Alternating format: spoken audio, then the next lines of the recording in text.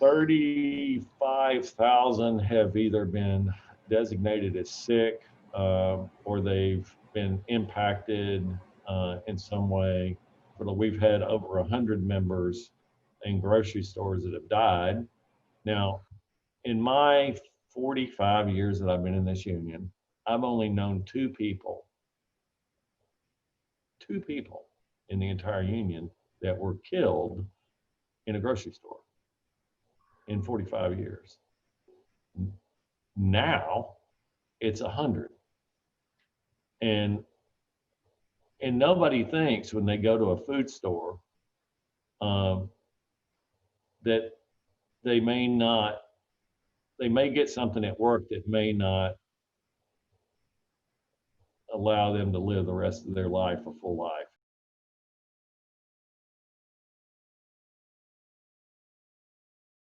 We can't determine where we catch this virus, right?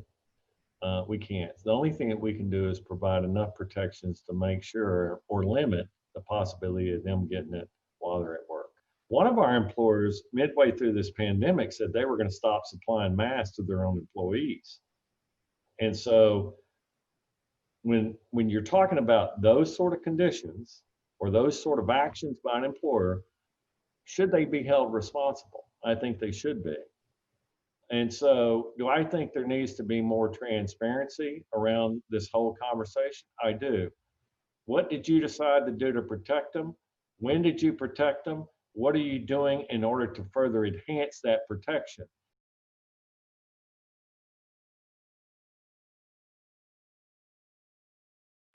I don't think that our workers ought to be the mass police either. I think that the management in the stores, quite honestly, they're the ones that control the keys. They're the ones that should say something to the consumer. And if they have a customer that's being unruly, they always have the ability to call the police and ask the police to show up and make sure that that person is not being unruly. And I can certainly tell you that from personal experience. If I was to go to a location and start to talk about unionization somewhere that had to be non-union, believe me, they'll call the police on me to get me out of there.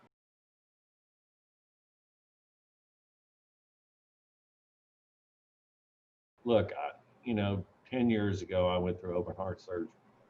Um, and I have to wear a mask wherever I go, and I wear an NP95. Is it hard to breathe with the N95? It is. But the way I look at it is that I'm trying to protect myself, and I'm also trying to protect the person that's serving me. I'm willing to do the little bit of discomfort. Do I think they have a legitimate concern? Sure. But they could wear a face shield.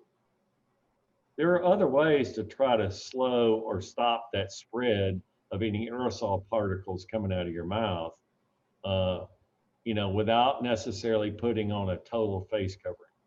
If we want to open our economy, we need to figure out a way that we can open this economy safely for people.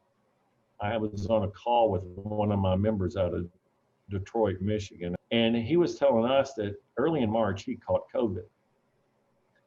He went into the hospital and he was in there for 4 weeks. He was on a respirator for 3.5 weeks. They didn't think he was going to live.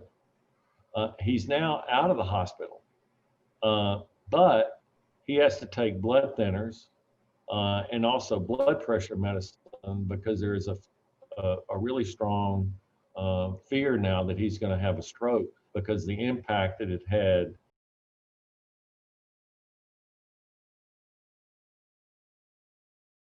As long as an employer, okay, is in fact meeting the criteria that has been given out so far by the CDC and trying to meet that criteria, then they should be exempt.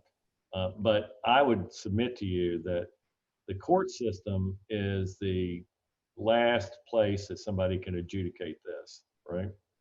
And if in fact you can't adjudicate it through the regulatory system of our government, because OSHA has not come out with any standards, then there's no other place for the worker to go.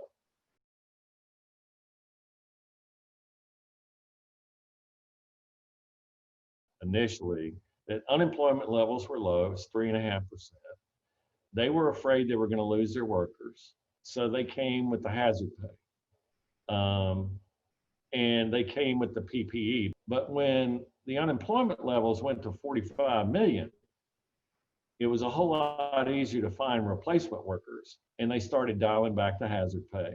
Even though their sales were up, even though the cost of groceries are going up and their profit margins are going up, they decided to dial the hazard pay back, but the hazard's not gone. Because here's the deal in business, if you're going to invest in something, the more risk you take, the higher return you get. In a grocery store, if you're going to go to work and you're going to have more risk for you to be there at work, that you may not show up at home at some point in time, or you're going to die, then you should get more pay for the work that you do. Now, presently, most of the money, the excess profits in most of the companies are being directed towards their shareholders. And I'd ask one question: what risk are they taking right now? Most of them are sitting at home behind a screen, right? It's just not, it's not American. It's not fair.